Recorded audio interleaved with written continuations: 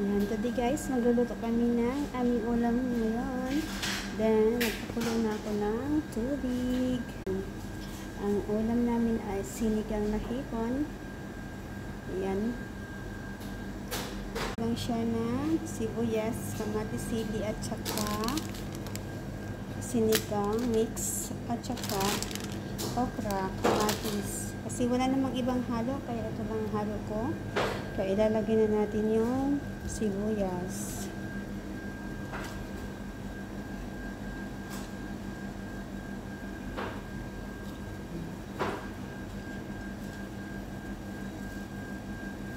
Pakuluin natin muna. Ayan, nilagay ko na yung kamatis at saka sili.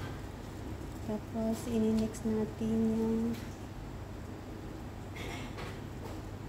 hipon. Kasi medyo frozen siya. Ilagay ko na siya.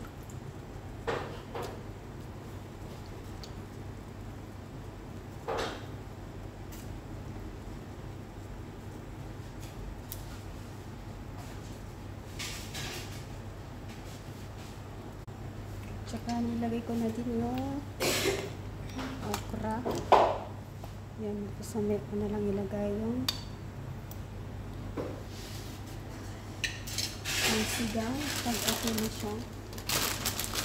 Yan, lagyan na din ng konti. Kasi baby okra yung nandito.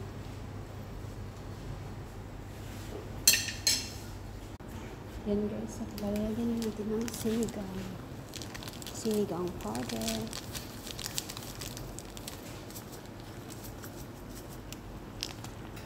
Okay, yan na. Hintayin na natin maluto siya.